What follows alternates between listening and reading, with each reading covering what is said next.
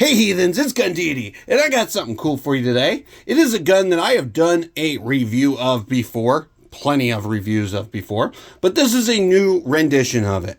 So I'm going to go over the new rendition of this, but to preface this, if you have seen my full review, a lot of this will be a lot of repeats for you, so you can tune out whenever you feel like it. But for those who have not seen the Springfield Echelon, this is a quick deep dive into the Springfield Echelon. This one is the Springfield Echelon Compensated model. This is pretty cool because I have the original model and I've done a 2,500 round review where I didn't even clean it and the thing ran reliable as all hell. So I would assume that the Compensated would probably be very similar in reliability, just a little less felt recoil because you got that compensator that helps push down the muzzle. That is going to help with that muzzle flip. Granted, will it affect felt recoil? Probably not too much. Maybe a little bit softer in what you feel jerking motion this way. But the Echelon is already a pretty soft shooting gun. So I would assume that comp would just make it just a little bit softer. But let's go ahead and get into the information on this gun. So, of course, this is a full-size pistol. It's designed to go after like that Glock 17 size of gun. This one comes with a 4.6 inch barrel. This one is a compensated barrel. Now the barrel itself is compensated. You'll notice the cut is in the barrel itself, and then they cut the slide to match that cut. It's going to help put those gases coming out the top, keep that muzzle down. Very nice. Of course, you have front and rear cocking serrations. You got this nice little shelf to help you with those press checks if you like doing those press checks. You have these nice little wings on the back for anyone who has dexterity issues or grip issues in any way. It does help you grab that on the back end so you can go pull it back. And these are milled into the slide. So it's not like the HK VP9 where it's plastic wings that sit in there. These are actually milled into the slide. So you don't have to worry about them coming off, breaking off, whatever like that. Up on top, you have a modular optic system. Now, if you haven't seen my deep dive, check out the deep dive video on this. I show you exactly what it means. But what it is it's a pin set that moves around, and you can run different types of optics on there, depending on what you're running. It can run like, I think it's 150 different optics. It's an insane amount of optics you can run just by moving some pin sets around. It's awesome.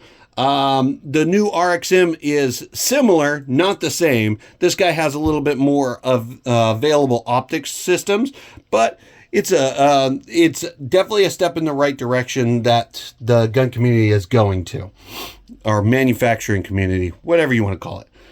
Up on top, you got these really nice sights. They are the U-notch that Springfield is getting pretty common with right now. They're putting them on a lot of their pistols. And you got that bright fluorescent night sight on the front. Let's see if we can get that to focus.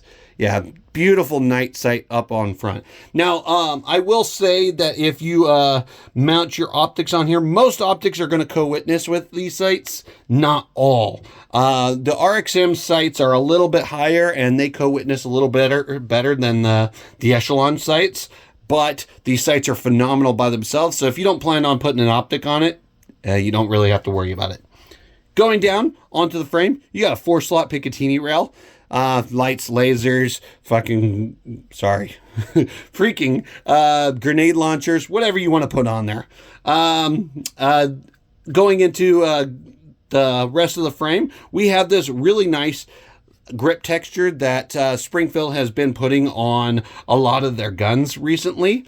And it is a very nice grip texture. And this thing is obsessed with this texture. You have it on the grip all the way around it. You have it up on the undercut, front of the trigger guard, on this little shelf that acts like a gas pedal, the takedown lever, and on the front of the guide rod. I'm not sure why you need it on the front of the guide rod. Oh, and it's also on the back plate. Just to add that. Not sure why you need it on the back plate or on the guide rod, but it's probably for design continuity or something like that. Moving on down, you have a double undercut, which is a common thing on like custom guns nowadays. Pretty much everyone's running those double undercuts. So that way when you get that nice grip, this finger has somewhere to go where it's not getting that kind of like Glock knuckle, but not where the Glock knuckle normally is. You know what I mean? So that way you can get a nice high grip and you get a good purchase on the firearm.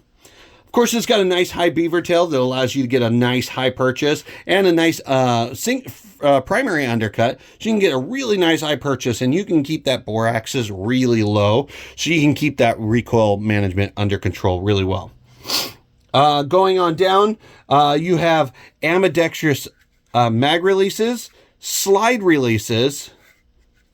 Your slide releases are also ambidextrous, and full ambidextrous controls right out of the box. Very nice gun. Let's check out that trigger for those who have not seen it. Of course, it is empty. We got a little bit of take up to get to a wall. Nice, clean, crisp break. Let's see that reset. And you're right back on that wall where it breaks. It's a very nice trigger right out of the box. What's really cool is this gun also comes with 2 magazines inside the box. One's a 20 rounder straight from the factory. That's 17 plus the 3-round extension. But you also get a 17 rounder with the extra butt plate. So if you want to run both 20 rounders, you're more than welcome to do so. The last thing I didn't talk about this guy is, if you don't know, this is a chassis system firearm, very similar to the SIG P320 or the new RXM, where the actual serialized portion of the firearm, what the ATF considers the firearm, is the chassis system in that. Let me show you that real quick.